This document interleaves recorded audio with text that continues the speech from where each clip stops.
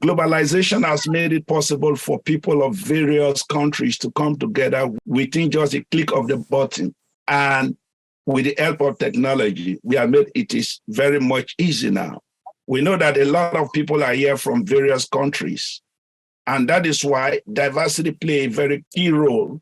And now, what one country faces, every other country faces it too. So now, we are going to be talking about building resilience and adaptability in recession. What do we mean by that? You look at it closely, you will see that the word recession is not today word. It has been there for long. Many people have passed through it, even before our generation. They passed through that from the 18-something Great Depression, and a lot of countries, things happen. These are things that are beyond our control. But based on what we are going to look at today, we are going to see a way of how, we will examine some fundamental factors that create synergy for resiliency and adaptability in changing times in our organizations and individual lives. And also, building resilience is crucial during these challenging times to curb negative impact and facilitate sustainability. Now, people differ from one another, and countries differ from one another. Culture differ from one another. But one common factor that we all face the same problem. During the time of recession, cost of living, people lose jobs, instability, destabilize families, destabilize nations. When this happens, every one of us suffers. The system tends to break down. But as human beings, we know that we are faced with challenges. The strength that you have depends on the ability to withstand challenges. You cannot go more than the strength when you are faced with challenges. It's just like running a race, just like a good sportsman. And that is why it comes with innovation. In the time of problems, innovation comes out. We know of September 11, what happens. What happened in one country affects the other country. What happened in the United States affects the world. And what happened in some other countries affects the world, because the whole world is all together because of globalization. Just like a family. If one is down, it affects the whole house. Probably one person is sick in the house. The father, the mother is sick. It affects the process in the family. And now, how do we pass through these challenges? Every human being has challenges. But now what we are going to see, we got to change our challenges into strength. Before this time, before COVID-19, you see that what we are doing was very scarce in then days. We were all using Sky and all that. But when COVID-19 happened, innovation comes up. Now we all move into technology. 2 good years, almost 3 years, people were indoors. We were just locked in their house. That is not our lifestyle, but these are things that are beyond our control. These are things that we cannot have control over it. But human being is made to adapt. Your inability to adapt to situation affects your survival. Have you seen somebody who is lost in the wilderness? Probably a man lost in the wilderness for 20 days. How did he survive? He survived because he was able to adapt. Adaptability is supposed to be, that is where we are created. God has given us the wisdom, understanding, and the ability to change things around us. And that is what you are. But your inability to adapt, to change, brings sudden deaths. You cannot fulfill your destiny. You cannot fulfill your mission. Your organization cannot survive. Have you seen situation? A lot of organizations today, they are down. You see, when times come like that, you're supposed to strive the more.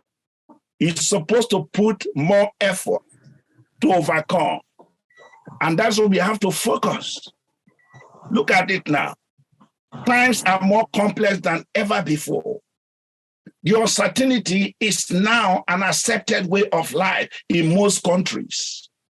Before people can even survive for the next day, you begin to think, what am I going to do? Because your salary cannot afford to take care of yourself.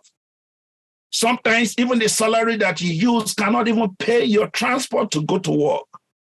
Talking about food, what are you going to do in the midst of scarcity?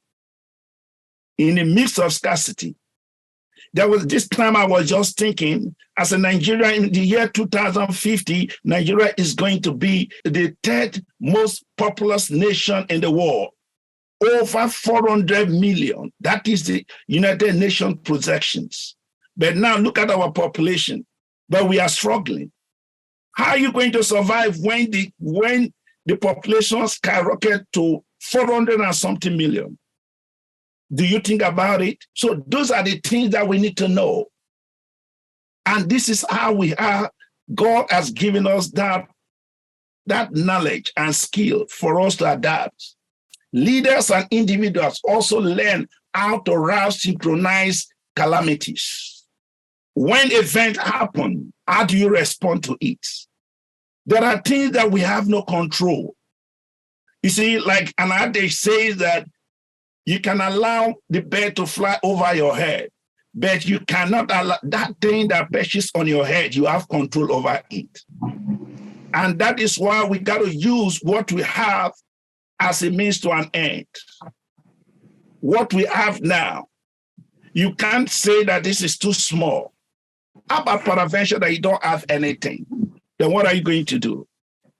Going beyond the raging economic times required leaders, business leaders, individuals to have the wisdom to arrange, look at the word arrange, to work at the limit or plan a clear, convincing vision. You see, this is a time that the only way that you are going to survive is a man that has a vision. And now a man that has a vision is a man that plans. You see, you have to emphasize what happens. You have to know your environment. You have to know your environment. And that is why anytime that we talk about, I'm a strategist, I look at the word SWOT analysis. What is that? SWOT analysis tells us that you have to know your strength. All right, thank you. You have to know your strength. You have to know your strength. And you have to understand your weakness. What are those areas that you are weak? You are not meeting up. You have internal fear. Have you seen a very bold person? And yet, he's afraid inside him because he understood his weaknesses. Because your enemy is not going to attack you in your strength. He's going to attack you in your weakness. And our survivor life is a competition for you to be relevant, even in trying time. In the time of recession, is for you to understand your strength and your weakness and look forward for opportunities. And you have to understand the threats that are there. You see, look at things that happen. Government change laws. We have things that bring change in society. We have the external and internal factors. There are things that are within our means that we change, but there are things that are not within our means, such as change of government, instability. You talk about the valuation of the currency in your country. Look at Nigeria now. You see, you look at exchange rate some couple of years ago, it was $355 Naira to $1. Look at it now, almost 700 and something. And you are receiving the same salary. How are you going to survive? But you got to understand the trend of events. Things never remain the same. Things are moving. The life is a moving place. If you are not following the trend of events, you'll be left behind. There was a day I was speaking to a friend. I told him, I said, he didn't know how to type using the computer to type. He said, he asked me, why do I need computers? Why do I need typing when I have a secretary? You see, you did not understand the trend of events. I was astonished to understand when the head of civil service in Nigeria was announcing sometime that most of the people in the top leader don't know how to use computers. They just put on their table and just looking at it because they dedicate that work to somebody. But we have moved to the level that wherever position you are, you need to have 70% knowledge of the work that you are assigning to somebody. And that is why continuing education is very important. You must know the trend of events. You must know the changes that are taking place. If not, you will never be relevant. Imagine that you are in a profession and you have a degree 10, 20 years ago, and you stuck with it now. You might be surprised. Technology has changed. The terms have changed. You are not relevant anymore. When you are talking, you are not talking in the current trend of things. You are talking prior. Prior is gone. How is prior is gone? Look at the economy. Look how hardship that is going on. Look at the insecurity that is going on. Look at the political instability that is going on. You got to understand. And that is why leaders must be their communication harm. You have to deliver, share the knowledge, share what you are going to do with your subordinates, and deliver this measure continually and regularly to ensure it is heard and understood by the stakeholders. You have to share the problem, what is going on to the masses, your followers. Look at it now. After September 11, there are a lot of things that happened. It could have been prevented according to the report. But people withhold information. Agencies are not working the way they're supposed to. But that has changed. But when there is a repeated failure, systemic failure in a system, something is wrong. Once something happens once, you have to find remedy to it. That is why we learn why others fail, why others succeed. If you're a prudent person, you must understand. You don't need to be a victim before you learn about it. You learn why others succeed, why others fail. It is always good to avoid the pitfalls. And that is why in our Red Flag program, our belief is that you got to rather prevent the crime than rather fighting the crime, because it is more cost effective. And you got to understand one thing. If we think about efficiency these days, efficiency is not about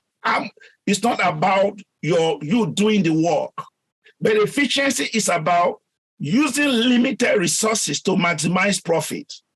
So you have to limit the resources, you have to limit the amount of money you spend or the amount of people that you use to maximize the profit. Like for instance, if I want to employ somebody, I would like to employ somebody that have all the skills that I need.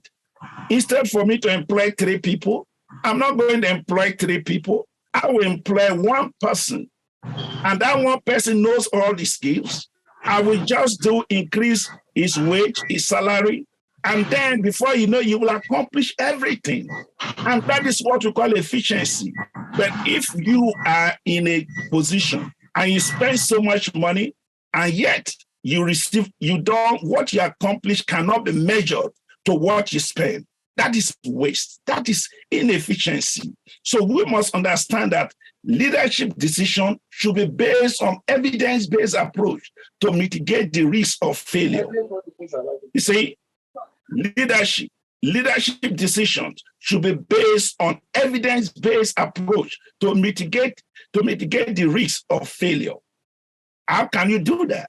That is why data, the information, data, there are a lot of tons of information in the public domain. And then after you have the data, you need intelligence. You need intelligence. We have human intelligence. We have other form of intelligence. That which you could use to get this data and make your decision before ever you make a change. And if at all you want to make a change in anywhere you come in, you has to be done incrementally. It has to be done incrementally. I have seen situations say, well, we must go into analog. We no more go into analog, want to go to digital. And what did they do? They burned down everything about the analog.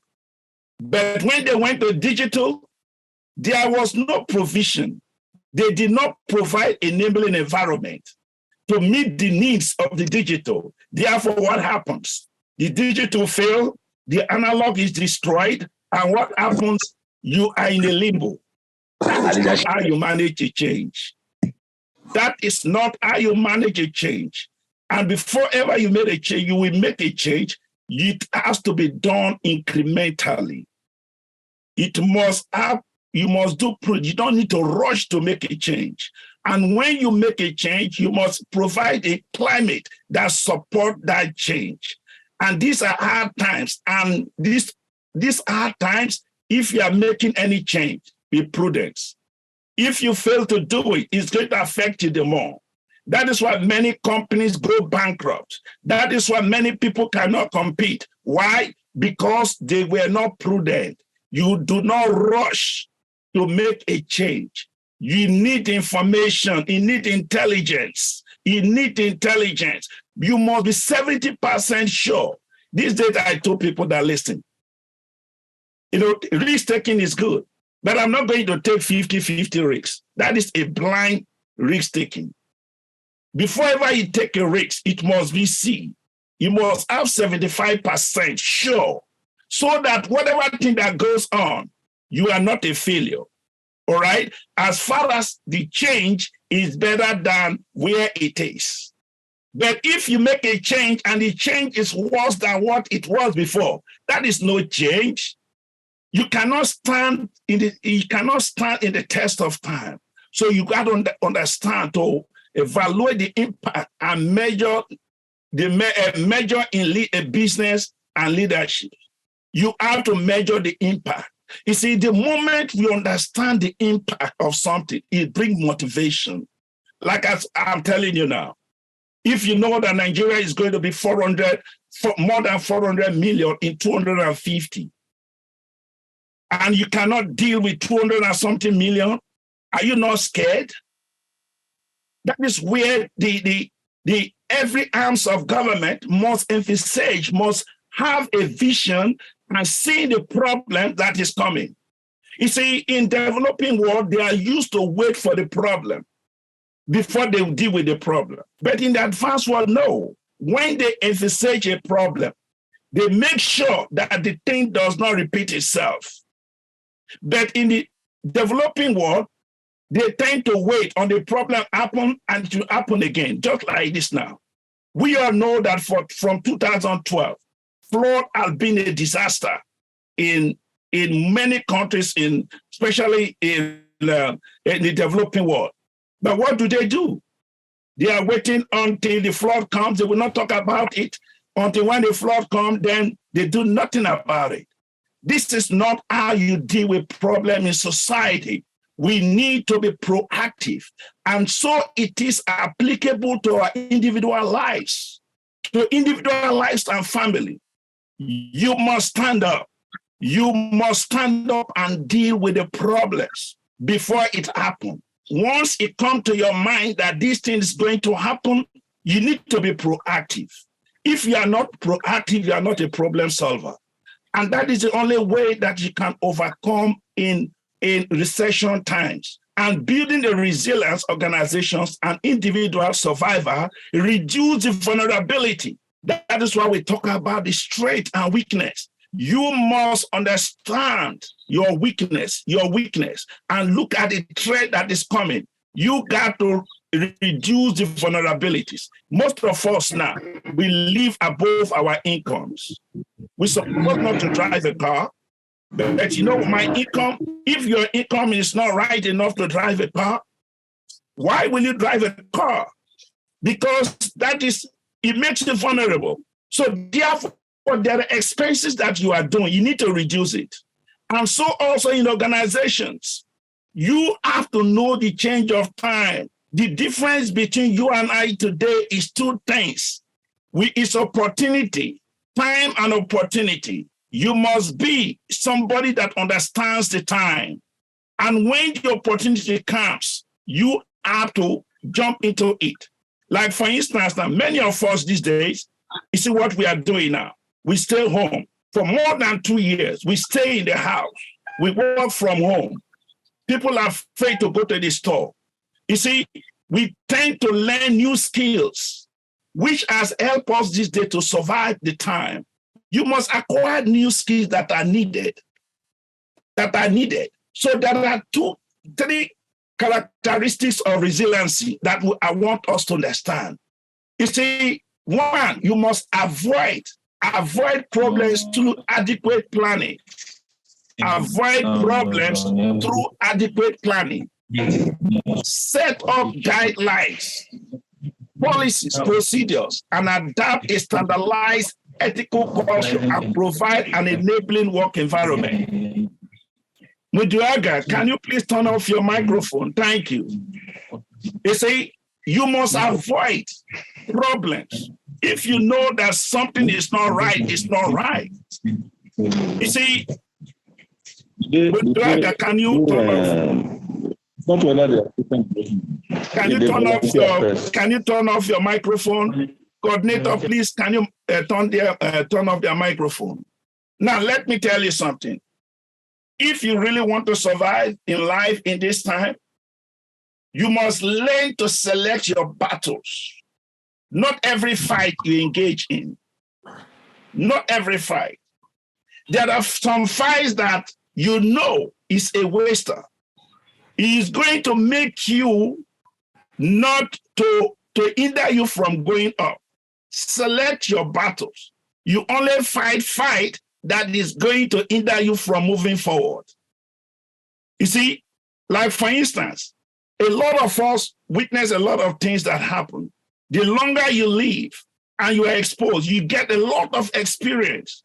And your experience, if you fail in one area before, learn not to fail in that anymore. That is not a good thing. So avoid problems through adequate planning, setting guidelines. Because we human beings, somebody asked me a question. Why is it that human beings are like this? The nature, as somebody who has been in investigation for all that, I understand human behavior. Nearly 99.9% of people lie because lie is the number 1 first line of defense. Lie is the number 1 first line of defense. They lie not because they want to lie, because they were afraid. Fear is in everybody. And fear is when your adrenaline gland is very high. You see, little thing can make you scared.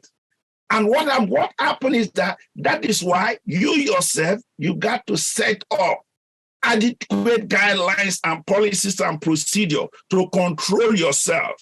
So that as far as you are if you have a standardized ethical cultural behavior around you, it makes you to abide by the rules that you set.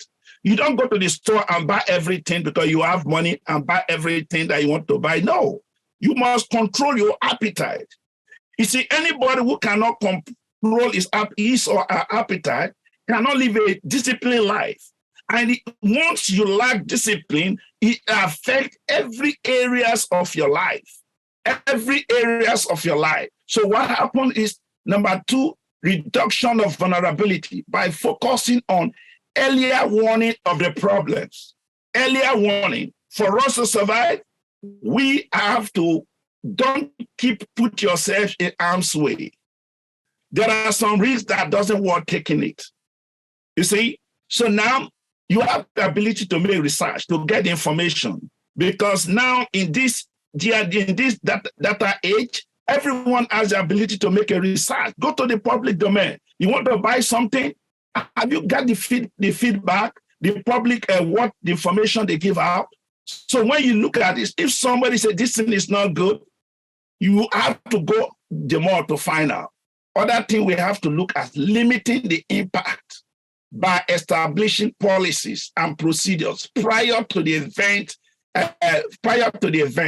That means identification of the problem via internal investigation and self-reporting. Why is it that you establish an agency for 20 years and they are not functioning? What you ask yourself, do we really need that agency? You created an agency after 30 years. It is not meeting the objectives. It's a waste. You need restructuring.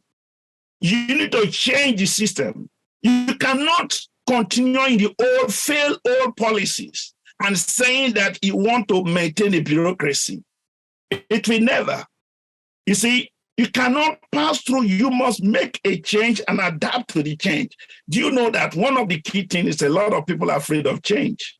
They don't want to get change. They will tell you that, you know what, wait until when I retire, then you can make your changes, not when I'm here. And look at the age we are. These are the age that people that were born 1930, they are still in the job market. And the people that the baby boomers, they are still in the job market, even though if the baby boomers are going to be retiring now. And you see the Y and the Z, the millennials, all of them, they are in the job market right now. So you see that life is more complex than we see. So to create resilience, you must have these very key things and other things that we must understand for us to make it through tough times, economic tough times. The three factors are very significant during and after the downturn. Number one, increase productivity level and crucially makes improvement stick, providing balance sheet through combination of decreasing the debt and cutting down costs. For you to survive during economic hard time, it cannot be keep on spending. You must find way to reduce the debt. If you continue to borrow, you will be in big trouble because a borrower is always a slave to the lender. You see, so therefore, the more you borrow, it's going to affect your economy. For you to work your way through, when you borrow the money, you have to see what that money is used for. What is this money that we borrow? What is it bringing back? And one thing you must understand, you must intentionally cut down the cost, the running costs. There is no way that you're going to survive if you begin to live life as if it was in then good days. You are bound to fail. In family, you must reduce your costs. Look at the food that people eat in houses now. Cost of feeding is going very high every day. So therefore, you have to reduce the cost in some other way so that you should be able to take care of the immediate needs, things that are more necessary than the other. Instead of buying clothes and all that, you could keep it because you know that if you do not survive today, you cannot survive for tomorrow. The people who think about tomorrow is people with vision. So if you think that your enjoyment today is going to make you to survive, that is a foolish decision. So therefore, you have to reduce the cost, the running cost of every both in business, and reduce the debt, your debt. Make sure that you find a way to reduce the debt, and make the right choice of emerging acquisition, both in diversing underperforming business in buying promising one from other countries, from other companies. Do you know that if a business is not, or government agency is not functioning the way it is, you need restructuring. You need to restructure. You need to reevaluate that organization If it's going to merge with other ones, you have to merge it. By so doing, it reduces the cost for you. And also, you bring in new ideas, how you could move the country forward or your family forward. You cannot tie down your resources in a failed business. If a business is not making it, you have to think outside the box. So now, there are three things that I want you to think of now. There are three things that I want you to think of. You have to think that, what is your income? What is the source of your income? What are the three types of income that you will consider today? You know, normally, we know that we have the active income, which is from your salary that you receive, the paycheck that you earn every month. That is your active income. The majority of the people, they do not have a portfolio income. Portfolio income is income that comes from investments such as dividends, interest, royalty, and capital gain. They don't have. You see, now, if your income is not, your active income cannot even take off your immediate problem, you're already in big trouble. And the other one is passive income. The passive income is the money that earned from rental properties. They are properties from businesses, or some of them, probably you are a doctor, you're a consultant, you work in partnership, but you are not active. By the end of the year, money still comes to you. You see, now your education is working for you. Or when even the retirees, at that point in time, money comes from every corner. They might say, you know what, come to be a key speaker here, come and do this. The network that you have, you know, they start to connect you. You still survive. You still live, you know, a better life. So now, this can only be done when you are prepared for it.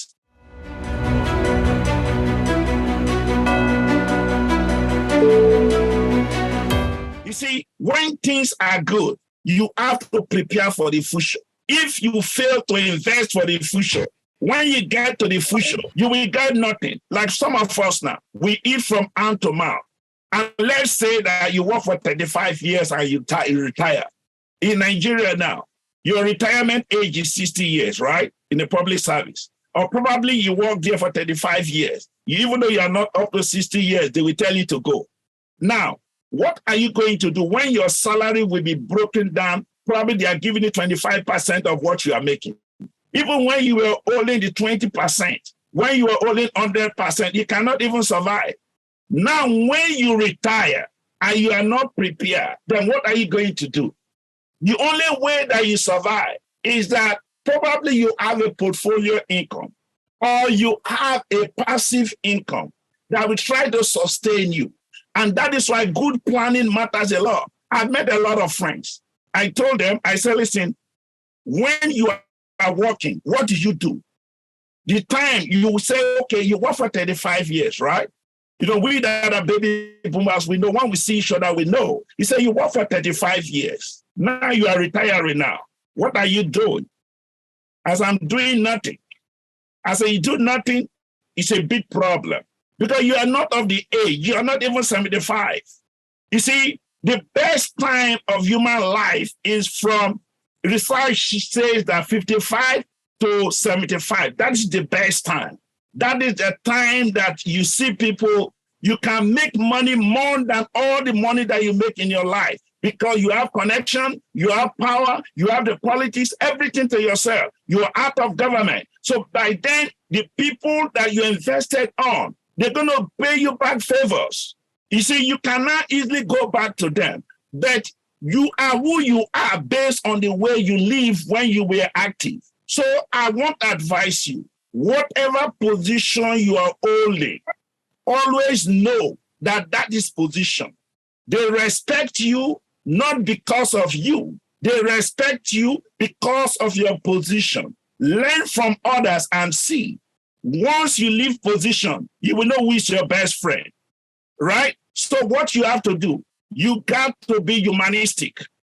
Try to invest on people's lives. That is the best investment that you can have for yourself. That is the best investment. Like, for instance, I come to your office. You never know me before, but now you have you have opportunity to help me for the fact that you don't know me. You don't help only those that you know. You know what Bob Marley says? Your worst enemy are your best friend. Even the Bible has made it very clear to us that he said that he make it very clear to us that your household is the most delicate people that you can think of. Your household. But you cannot only invest on your family. Invest on people that you don't know. Once you do that, it's going to pay back to you when all is said and done. That is, I see that as a passive income. Because the moment you are in position, be nice to people, be humanistic, have empathy for people.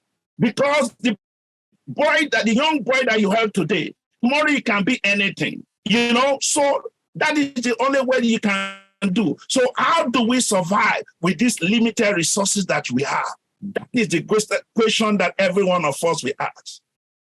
Now, I will tell you one thing.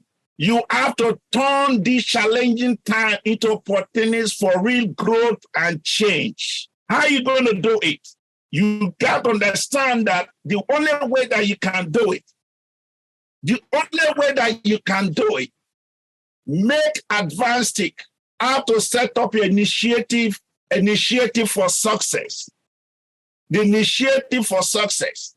Leaders and individuals must improve their initiative design, ensure a framework to increase their ability to achieve their goals and sustain their gains. Right? So we have to understand that quality planning, quality improvement, and quality control is a key. Quality planning and quality improvement and quality control is a key. Developing alliance, aligning a portfolio of improvement project is another one that I want you to think of. Setting aspiring viable aims for improved work. You see, whenever you are doing something, you have to understand that, what I'm doing, does it solve organizational societal problems? The only way you can excel is if whatever innovation you have, if it solves problems in society, if it is a added value to somebody, then that is where your success comes. If what you are doing, you are making money and it does not have, you come with innovation and yet it cannot solve the problem in that in people's life, that is another form of fraud. That is another form of fraud.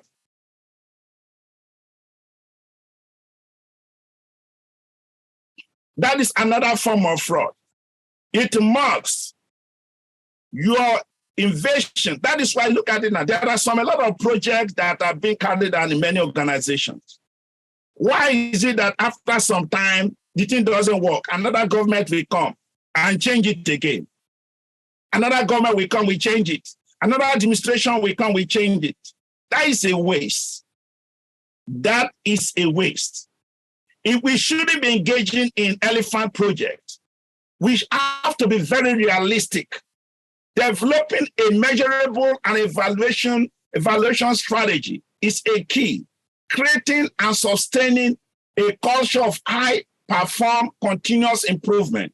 You see, human beings are wired this way. We are not made to be stagnant. We need to grow.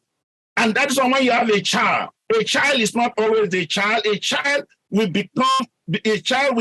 move on to be a youth, and that child will grow up to become adult.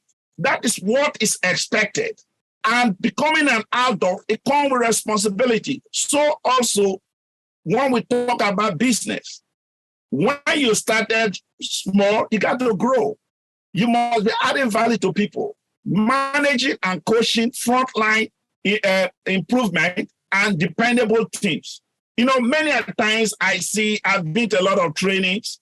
I don't see the people that will come for the training. They are not the right people to come for that training. the people who are doing the work, who are supposed to know the skills, they never send them to the training. Probably they say, you know what, bring the bosses. Now the bosses have no clue of what you are telling them. Because you know what? You need to train the people, the frontline people, the people that will do the job. They should be given that training. That is the only way we have independency. We make to train them to have a dependable team, and also spreading successful improvement across organizations and partners. You know, the success of organization or the success of a family supposed to be in totality. Everybody will be happy in the family. So also an organization. The success of that organization is that it impacts everybody. You see, it impacts everybody. But if it is only a fewer people benefiting from it, that is no success. There is time for you to reevaluate the pay. You see, when you have group of people, you have employees. According to the scientific theory, it tells us that labor and management, they need one another to survive. You see, labor and management, as a team, for us to survive in this time, we need to collaborate together so that our collaboration will bring synergy to create something new. You see, if we don't do that, it's bound to fail. So also families. You see, the husband and wife, the children, they need to collaborate. And that is why you see that in this recession time, research shows that many grown-up adults that move out of their parents' house, they return back. You know why they return back? They feel that if we all stay together, we contribute together, we have a home. You know, by so doing, you will see that we can survive it. These are extraordinary times. Extraordinary times need extraordinary decisions. You have to be bold. You need to be cautious of what you are doing. But whatever thing you are doing, you need to understand. So you have to see that this research shows that, you know, in these austere times, you can see the difference. You see that live customers' basic shift on the focus to different region and marketing segments. You see, this is a time that your marketing strategy has to change. If you're operating in one part of the country, do you know that you are competing with other countries right now?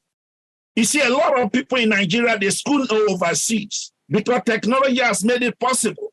You are competing with Ghana, your neighboring countries. So if you are, because they shift their base to other countries, so it has no limit. The web has made it possible for that. So you should not be looking at only you. You should look at things in a global environment and to make sure that your source of income, you have to make sure that you don't focus on only one source of income.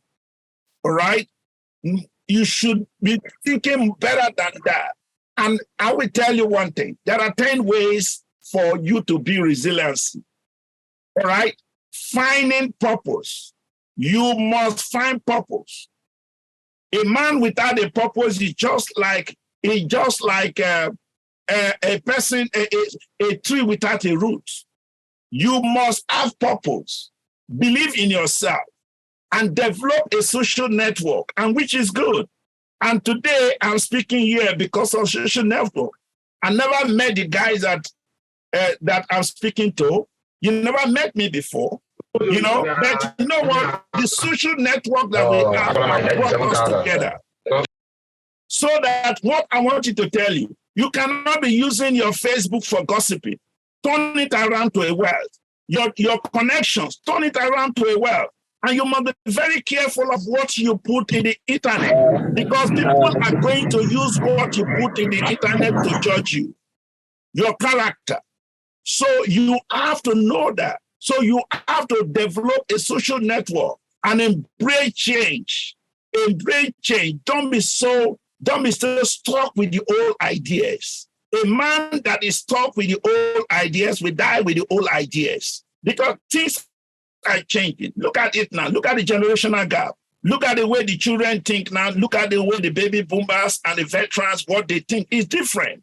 And you must try to understand the climate that we are, and be optimistic. You need to be optimistic. Nurture yourself. Acquire extra skills and knowledge for you to stay competitive, and develop problem-solving skills. You need to develop skills that can solve problems. Be proactive. Be proactive. Don't be just laid down like that. You see, like somebody said, I need a job. And you need a job. I asked, say, do you have a resume? He said, no, I have no resume. I said, you need a job and you have no resume. Oh, you need a job. Do you go to school? No. And you need a job. So what do you want? Now you didn't acquire the knowledge, but you are looking forward to get a better job. You see, you have to know you need to equip yourself. And equipping yourself comes with vision. Even the Bible says that the people without vision, they perish. You must have a vision. And that is why when you have a leader that have a vision, or if you have a parents that have a vision, they guide their children so that they will not face the challenges that they face. You prepare them for tomorrow. Many of us are not prepared for tomorrow. You see, the reason why they are not prepared, they think that everything is going to be smooth. There is no smooth ride. There is no smooth ride in life. There are challenges, but those challenges are a stepping stone to make you strong. I know a lot of guys that are doctors here, you know what it is to pursue your doctorate degree. Sometimes it's really tough. It's really tough. But you know what? All those things are making you to be strong and to make you to think outside the box. Challenges helps us to know that we have the skills and talent, just like the eaglet. The eagle took the eaglet to the sky and threw down the eaglet. He said, look, you have my DNA. You have my DNA. What happened is that before you know, the eaglet started flying. Some people are afraid of the unknown. You don't need to be afraid. You need to challenge. You need to be bold. And that is why you must establish goals. What is your goals? What is your projections for this year? And are you working towards your projections? Many of us, sometimes I look at things that I wrote down 30 years. I still know exactly what I want to do. And I don't allow nothing to deter me. I only modify it so that I can achieve the best. You must take actions. You must take actions of what you are putting down and committing to building skills over time. That is why we take training upon training, training upon training. You look around your whole house, everywhere is full of books. Why? Because you want to acquire skills and knowledge. Because if you don't have that, you will not compete, because we live in a life of competition. You need to survive. It's just like the floor. You see, the only people who stand tall is a man that face the flow of the water. If you are not facing the flow of the water, you will be taken away. Many are swept underneath the bridge, but the ones that are standing tall today is the one that face the challenges and they are standing tall. And that is why it's so wonderful for us to survive. We must understand that permanency of situation is beyond human reach, but adaptability is a viable and can be sustained among humanity. Remember what he said. Even the Bible tells you that God is not going to allow you to be suffered more than what you cannot be able to withstand. But he said that you have to endure it. You have to endure. Look at the woman that's giving birth to a child. Ask any woman that gives birth to a child whether she don't have no pain. They pass through the pain and agony. But after when the child is born, she never remembered that they have pain anymore. And that is how it is. So therefore, you know that every situation you are passing through is just temporary. You see, it doesn't happen today. Let me share something with you. During the time when September 11th, the mayor of New York, Bloomberg, he said, you know what? Every place, most of the states, they are going to bankrupt. He said, listen, we are not passing through that route. But one thing I'm going to tell you, he called all the unions. He said, you know what? I'm going to be here for the next 8 years. I believe my word. I'm not going to fire nobody. But one thing I will also tell you, I am not going to increase people's salary. Now, do you know that for the man served for 8 years, they want him, because the law says 8 years, because he was so good. They allow him to stay for another 4 years. He served 12 years, and all that 12 years, the man saved the city so much money, and will never have the increment. And nobody even complained because nobody was fired. And we passed through the hard time. But you know what? When the next mayor comes back, everything has stabilized. They started paying arrears.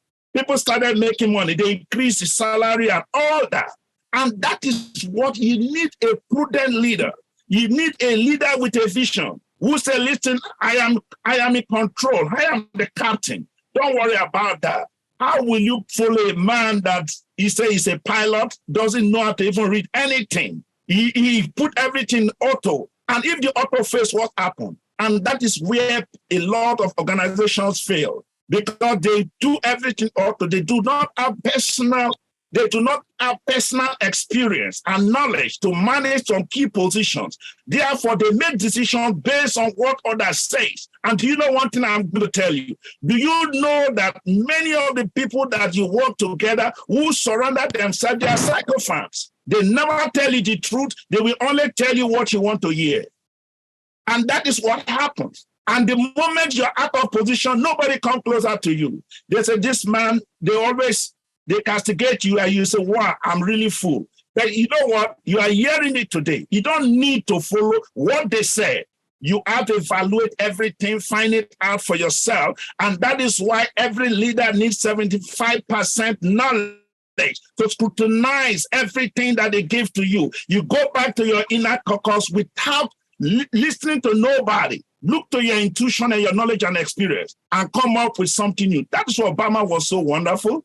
When you tell him something, the day you will come back to give the speech, not what he wrote. He will say what he needs to say. That makes you to be outstanding. So what can we do? We have to accept the change, stay positive, get a fresh as a perspective, always look forward to see what other ways that you can improve. Nobody is stagnant. Look for ways that you can improve. Focus on what you can control.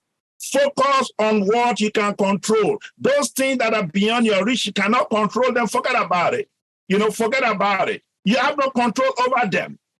But take control of what you can control. Set new goals, modify. Don't be scared to modify it for better, not for failure. Stay connected with your co-workers.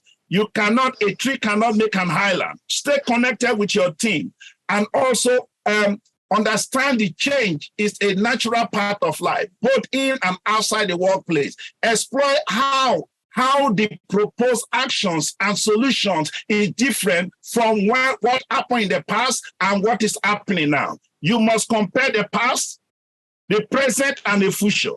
The way to go is the future. And that is what you can make it to be a transformation leader. The future, build bridges to the future. And one thing we want to understand is that be informed of the past, but not captured by it. You learn from the past, but you don't lean on the past. Many people, they lean on the past. Your enemy today, the man that don't like you today, doesn't mean that you will not be a friend with him tomorrow. Look at what happens. You see all these politicians, they might disagree, but once it comes to things of common interest for the nation, they all have to come together. You see, one basic thing that you must understand, I always inform people, as human beings, we have two responsibilities. We have our subjective responsibility and we have the objective responsibility. For you to stand tall is to focus on the objective responsibility. The position they give to you is not for you, it's for the common good of society. Don't allow your values, your personal values, to override your objective responsibility. If you have things that you don't like and they give you the position, reject it because it's against my values. The moment you accept that position, it's not for you, but it's for the common good of society. And that is why many people who go to the accept positions and they see it as their personal, and therefore they become corrupt. And the only way that you can stand tall after you leave, say, listen, I have clean hands, is when you, the official position they give to you, and you are all to it, and you enforce it, you walk by it. I tell you, we always be proud. Your children are going to be proud of you for what you have done. And also, we got to understand that raise your reservations of the appropriate time, team meetings, the addition sections and project planning. You know, whatever thing you are talking, your inner caucus, you have to speak together and make sure that you work with people who have like mind. You know, many times you work with your enemy is terrible. So lastly, there are things that will make you to have success. According to Midterm 2024, he said that you have to keep on uncovering opportunities and the challenges. Assess your strengths and your limitations. And use inclusive approach to it. Create an empowered planning committee that involves senior leadership. If you want to really make a change and keep on going, you know what? Those people who are next to you, you speak with them first and let them be sincere with you. Let them be sincere with you. You see, you as a leader or a family head, you have to be very strategic. Strategic in the sense that there is no perfect way, but at any given time, you are looking at what best. What best? Have you seen a situation where you try all your best and your best doesn't work? You are happy because you tried your best. But when you do not try your best, you will always regret. If I knew, I would have done this. And that is why we don't need to deceive ourselves, you know, and you have to share responsibility. The more you share responsibility, people have sense of belonging, and it gives you power. It gives the leader power. You know what? You can hold them accountable. You cannot give a delegate responsibility without assessing them.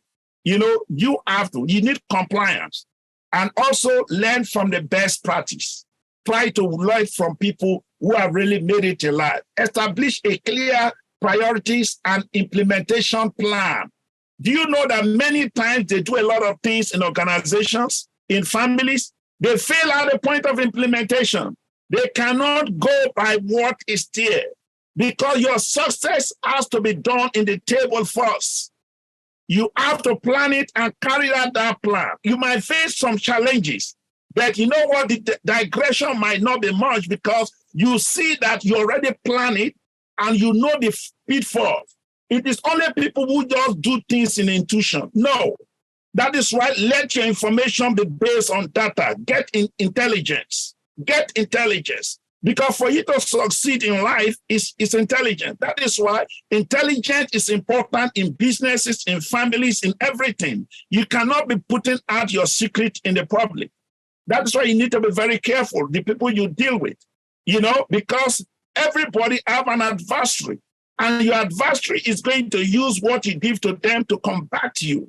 So you have to put that at a plan and carry it out. And above all, be patient. You need patience for you to accept it.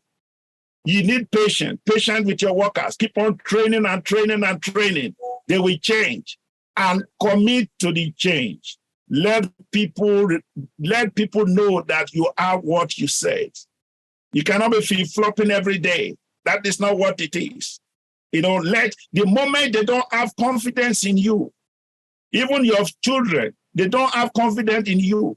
The family is in disarray because every children will come to their father or their parent. They will ask them questions. They will do that because they have confidence. But once they don't have confidence, they will go outside and look for the counselors outside.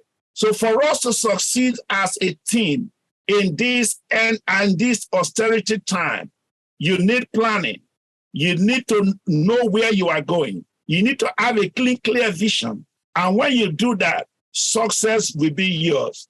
And make sure that commit to the change, and by and by, it will be over. Others has passed through it. You will definitely pass through it. Thank you very much for giving me the privilege, to speak with you and for time. And I believe that every one of us have learned something, and I know you might have some questions, and for me to answer it according to the level, the ability that God has granted me. Thank you very much. Thank you very much, sir. We are so pleased with your presentation this afternoon. We have learned a lot. Personally, I have learned a lot in this training. It has been wonderful from the beginning. Today, I was able to learn a lot. I was able to learn about how to build resilience by being optimistic. I caught that. That was great. That was wonderful. I learned also about how we can adapt to the conditions of recession. These are very important things you have put us through. You also talked about the 10 keys to success. How we should uncover opportunities and challenges, assess strengths and limitations, share responsibilities. Yes, as leaders, we must learn how to share responsibilities. We should have patience. Yes, you talked about patience, which is a very strong virtue. Now, we are going to open the floor for questions and answers. But before that, we have the country director of the Chartered Institute of Leadership and Governance, USA Nigerian chapter, presently with us. So I'm going to give him some time to talk to us before we proceed. We can see some hands raised up. So Dr. Segun, the floor is open for you, sir.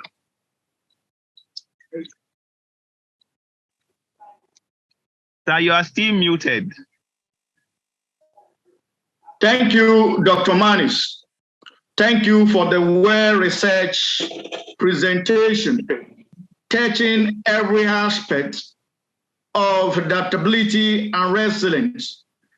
The world is enough for the wise, based on what you've shared with us in this beautiful morning.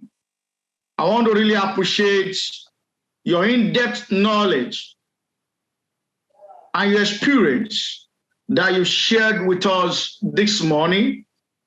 I also benefited a lot from the presentation. You share with us characteristics of resilience, things to consider, especially our income at this time, passive income, portfolio income, and active incomes. These are the times this income play big role in our life. And you share with us what we need to avoid as a leader, especially this period.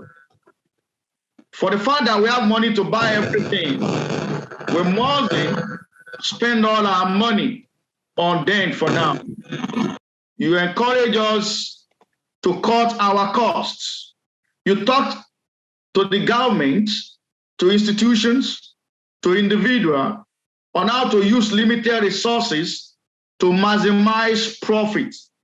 You inform that leadership decisions should be based on evidence-based approach with the use of data and intelligence, which is very germane. It interests me to know that you don't believe in 50% risk, but 75%.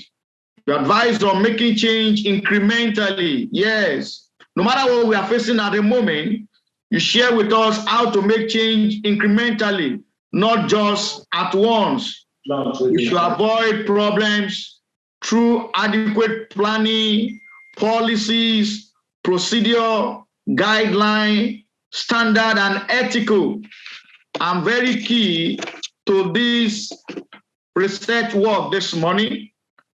You advise us on how to survive with our limited resources, with adequate planning, quality improvement, quality controls, developing portfolios and align with a lot of improvement, developing a measurement and evaluation strategy, continuous improvement, because we are all into it.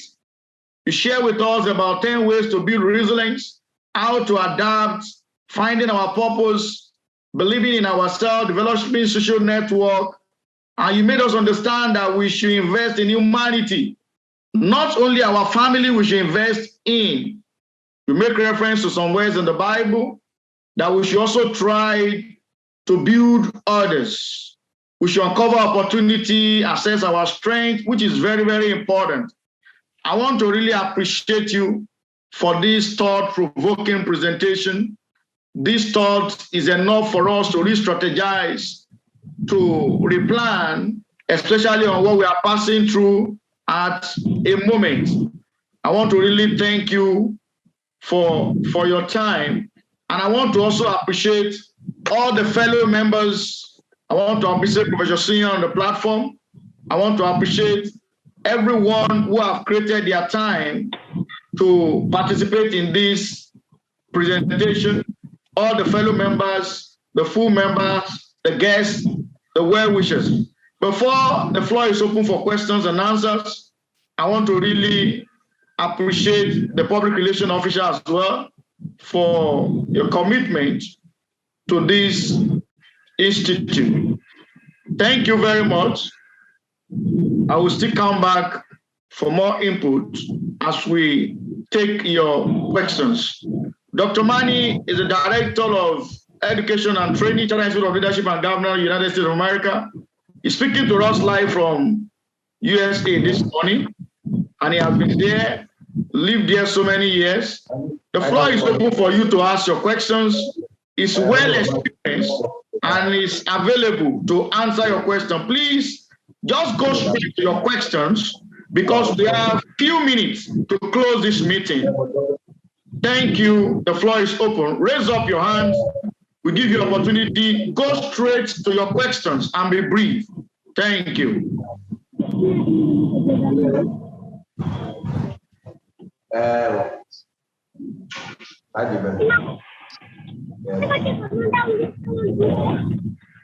Yes.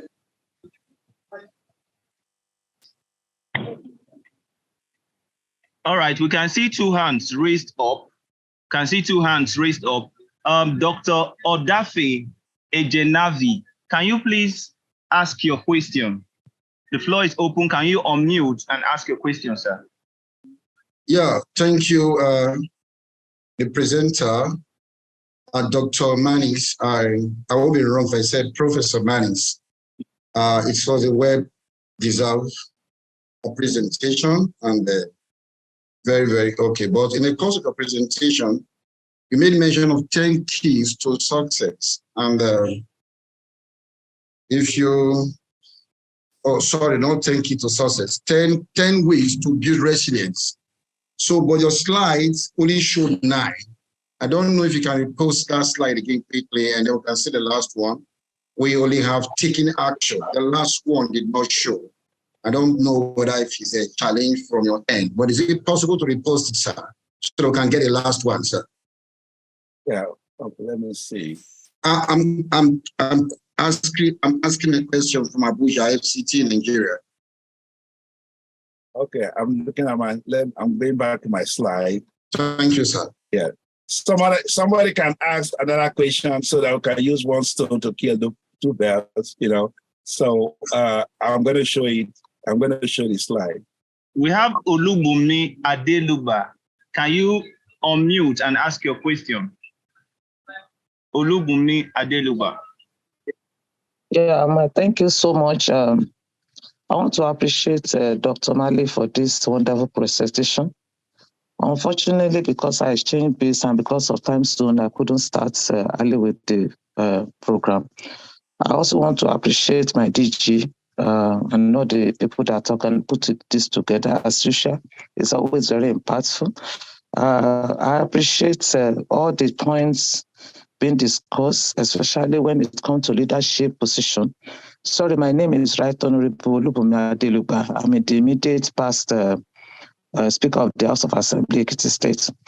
I appreciate this greatly because some of the gospel I preach to people, I highly highlighted even in the presentation. So immediately I've also shared with some of my people, but maybe because of the late sharing, they couldn't also connect. It's something that I will also want, to be able to, if you can get the slide presentation, I can also share with them. When you are in the position of leadership, a lot of us will forget, just like the presenter mentioned, that it is your position that is being respected. And so when we're there, we get carried away and we'll begin to behave as if it will not end. One thing that everyone that is a position, wherever position, forget about being in politics, wherever position that you are, always know that what is being respected is the position, not you. Immediately you are out of that place. It is not really because people want to, neglect you. It's just because. Sorry. Hello.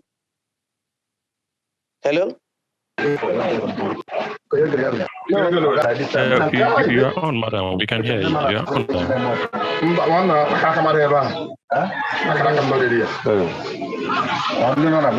Please unmute yourself if you are not talking. Unmute yourself. Can the moderator mute those people making noise on the background? It's not you that is being respected, it's the position. So as much as we recognize that it's not you that is being respected, it makes you to be able to behave properly. It will now lead you to the fact that you need to develop others, you need to invest in others, especially people that comes to you, people that work with you, and people, especially the young ones, and especially people that you are going to leave behind. Invest in them by, talking to them. Most of the time I engage, we always have a monthly meeting, prayer meeting. After the meeting, I engage everyone on some kind of motivational talk to let them know what is expected of them. And as much as possible, let everybody feel belong in the organization. Let them feel belong. At the end of it, even the immediate workers, let them know that you are not a boss, you are friends.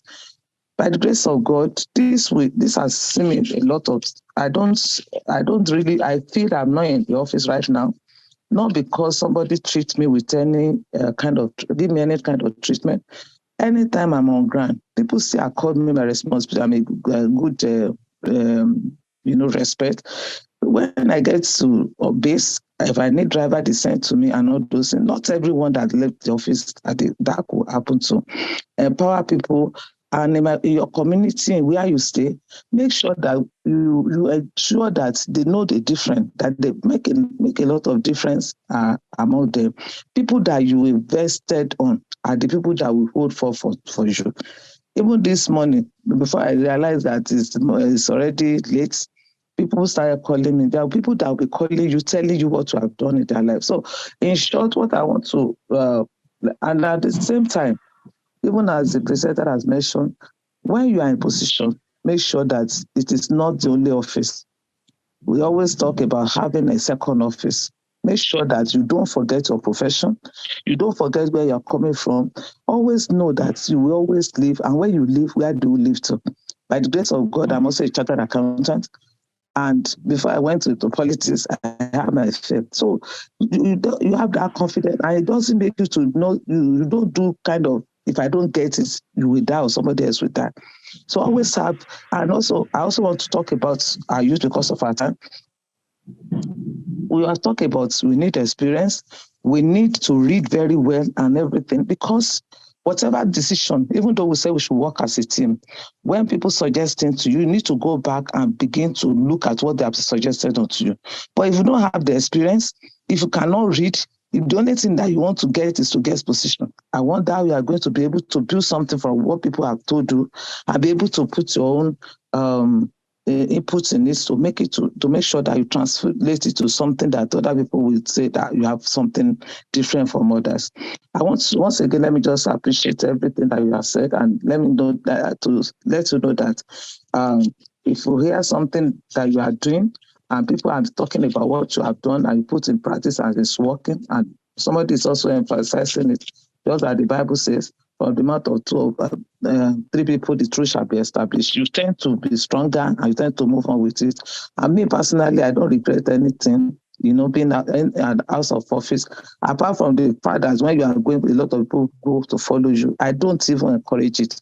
Anytime I'm going out and it's not official, I always tell people, sorry, I don't need more than one can I go. But because if you don't begin to look at yourself that way, you will end up, aggravating yourself beyond who you are. Thank you so much, Dr. Maris and my DG for this. God bless you. All right. Thank you so much, Ma. Okay, Dr. Mannixs, you want to make a comment? Yeah, I think somebody has already wrote. He said committing to building skill over time. I think the one that's adjusted number 10 that was omitted. Committing to building skills over time. Yeah, right. but Dr. Mani, so sorry, I have to jump in. If it is possible to send it on the slide because you are the presenter, tomorrow it may not be credited to that person. Just the way you put it, 10 way to building resilience, you can repost it on the platform so it becomes original. Except you want to post it on the chat for us to see. This is a leadership group and it's international group. So it will be better if we do things in that proper perspective. Thank you, sir. I think I'm gonna speak with the regional director. I think he knows, this is a mixed crowd. Yes, I understand what you say. This is a mixed crowd. We have people, it's not everybody's in the leadership lesson. So I'm going to speak with the director. All right. Any other question? We have Mr. Danforth Edobo. Can you unmute and ask your question? Danforth Edobo. Now, if he's not talking, I think he dropped. He's talking, but he never unmuted. Please, can you unmute? Okay. Turn on your microphone. Good.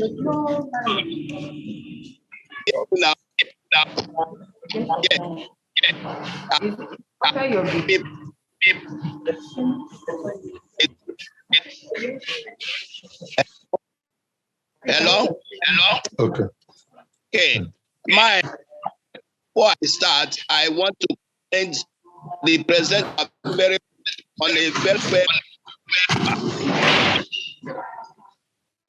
Can I go on? Yes, please. Yeah, go ahead. Yes. I want to commend very seriously the presenter. The paper well researched and beautifully presented. Yes,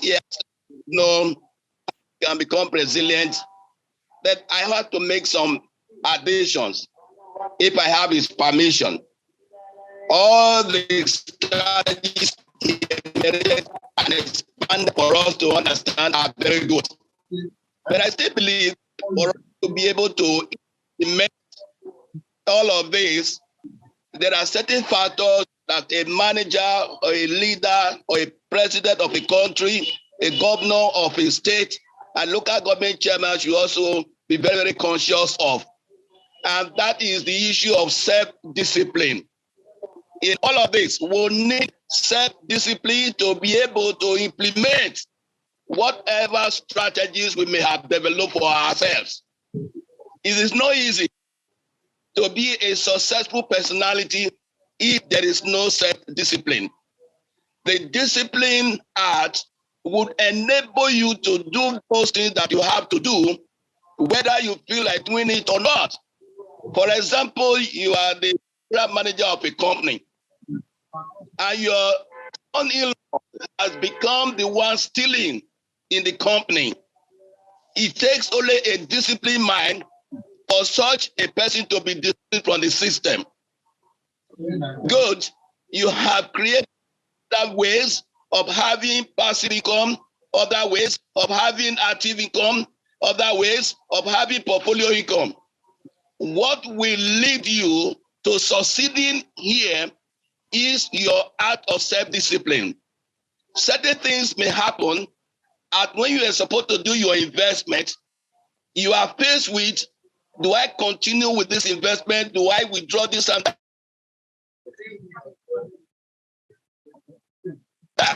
It is only a discipline for this for the greater satisfaction that is coming in the future. That's good to say, let us invest in people we don't know. If you don't believe that in the future, some of these guys you are helping now, maybe want to help tomorrow. It requires being interested in the well-being of society. What about your health? Your healthcare system? Are you caring about your health? Your health? Do you have that time in order to ensure that you are in a good state of health? What about your spirituality? Are you close to God? Do you meditate?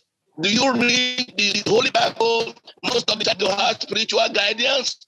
These are some of the factors that I think would assist us to become more resilient in difficult times like this. Thank you very much. I'm Dr. Danford Edobo, doctoral fellow in risk management, and I'm speaking to you from Abeokuta, the state capital of Ogun State. Thank you. Thank you. In addition to what you said, when I was presenting, I said that we must understand that we all have dual responsibilities. Where I said subjective responsibility and objective responsibility. The only way that you can separate yourself and doing the right thing is for you to hold on to objective the objective responsibility, which is your in official capacity, and you must do what is right. If you stick onto subjective, based on subjective, that means that you'll be aired. I remember there was a question that somebody asked me when I went to Kenya for presentation. I was teaching about how to control fight fraud and corruption in organizations. Somebody in the crowd asked me one simple question, and I was still going to ask you today. He said, Doc, you know what? I was made a commissioner in my state. And do you know that because I made a commissioner, everything that goes on the state, they will be inviting me. People will be queuing up to make sure that what do they want? They want money. But you know what?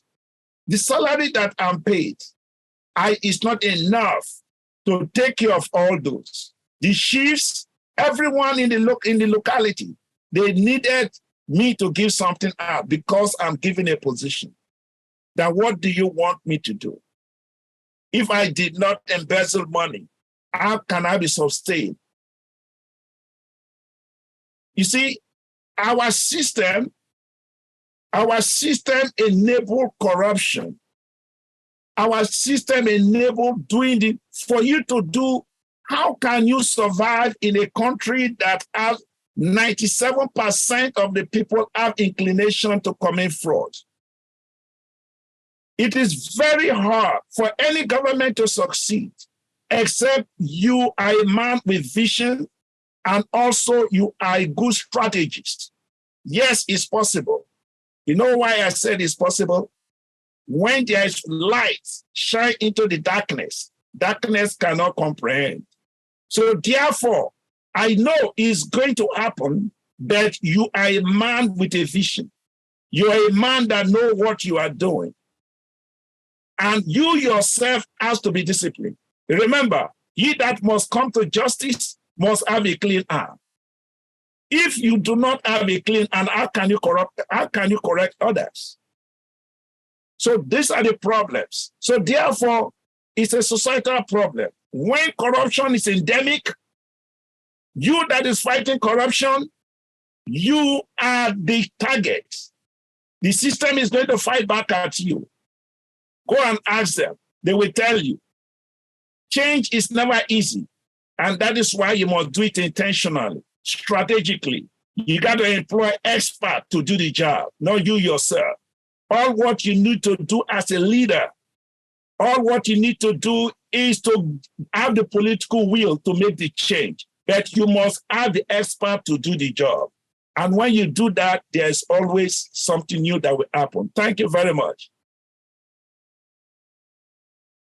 All right. Thank you very much. Do we still have any more questions before we go to the announcement section? Any more questions? If you have a question, please just raise your hand so we can attend to your question. Any more questions? All right, you can drop your question at the comment section. Before we go, let me give a brief of our announcements for today. Please, I need you to listen very importantly. Nomination for Leadership and Governance Award is now open. It's now open. You can now nominate people, leaders who qualify for these leadership categories.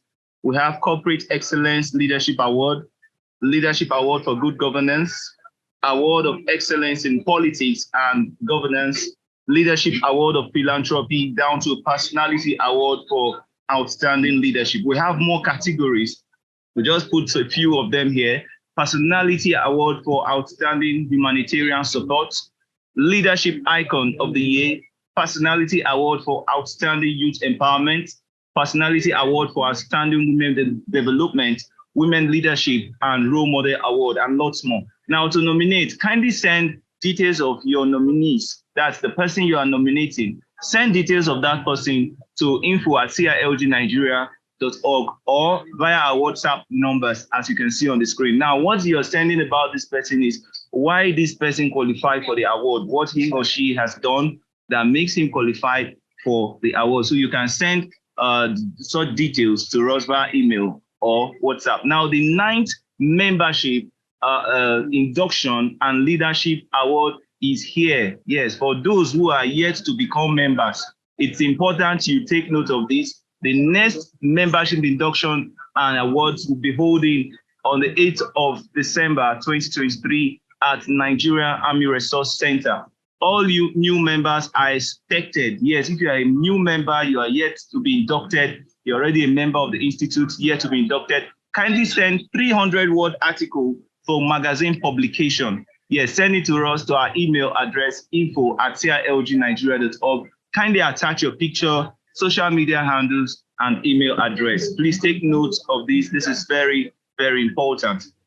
Now, members are expected, every member of the Institute is expected to nominate individuals for the recognition award, which I just shared earlier on, by sending 500 words about the person you are nominating.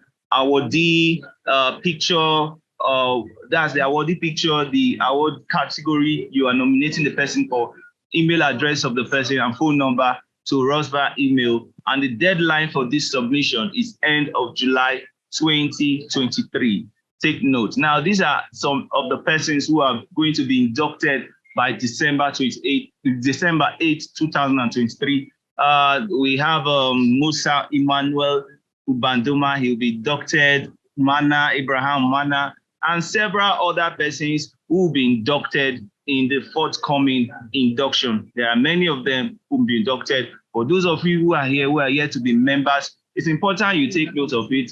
Belonging to an institute like this is very important. This is a leadership institute, which is focused on trainings, leadership trainings, empowering your leadership capacity, and all of that. So these are more members who will be inducted, yes, at this year at Nigeria Army Resource Center on the 8th of December 2023. Now take note, there's call for nomination. Yes, you can nominate people, leaders, to become members of this institute. All you just need to do is send the name of the person, phone number, that's WhatsApp number, email address, years of leadership experience, category to the numbers you are seeing on the screen. You can send it to these numbers or via our email address. Take note of that. Now, how do I become a member? For those of you who are yet to become members, all you just have to do is to send your CV or profile to us, as to info@CILG Nigeria. To become a member, send your CV profile to us, and there will be a membership review on your CV. Now, the important thing you should note that to become a member right now is via direct membership. Yes, via direct membership. Take note of that. So send your CV, and a membership invitation letter will be sent to you after membership review of your profile. Then you can proceed to make the necessary payments and all of that. Now take note also, these are our contacts and address. For those of you who do not know about our contact, these are our official contact, these are email address, these are the office numbers. You can take a screenshot of these contacts so you can always reach out to us. Office address is B40 Danzio Plaza, Central Business District, Abuja. Now, for this particular training, for this particular this is a monthly leadership development forum organized by the Institute once or twice every month. Now, certificate is available for the past leadership development forums and that of today at 10,000 naira only. 10,000 naira only. Certificate is available for this training, for today's training, and also the past ones which we have done. Send your payment. Now, for each certificate is 10,000 naira. Send your payment to this institute's account. Then you contact us via our phone number or email for your certificate. Please take note, this training is very important for you to do or to have the certificate. Yes, this training, to get the certificate, kindly send, Send your payment to this account so we can process your certificate.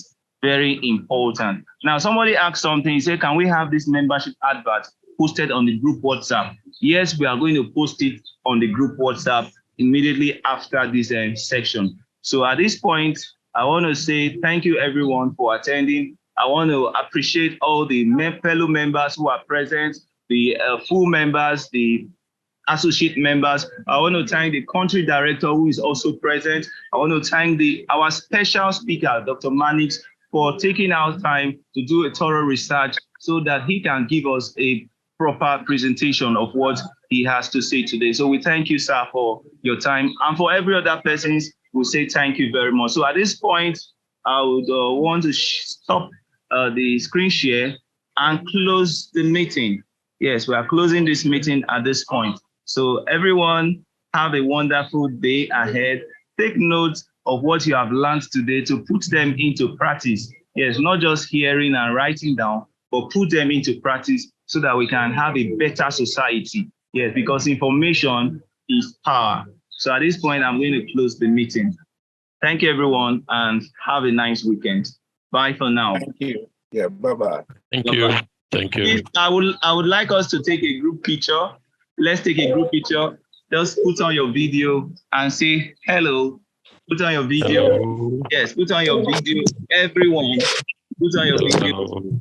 Yes, so we can say hello. Greet us from where you are. I'm talking from Abuja. I know so many people are from. Hello. I'm talking from Port Harcourt. That's great. From Lagos. Hello, Salamas. From Lagos. That's great. Hello. From Port Harcourt. Yeah, hello. This is from Warri. Wow. We're in the house. Hello from Oyo State. I'm talking from Port Harcourt. Yes. Hello. I'm talking from Oyo State. Wow. From Lagos. Hello. From Lagos. Yeah. Oh, that's great. That's great. So for those of you who are yet to be members, I'm talking from Bayelsa. yes, you're welcome. You're welcome. So kindly send your details to us so that a membership review will come and you get a membership review. Thank you very much and goodbye, everyone. I'm closing the meeting right away.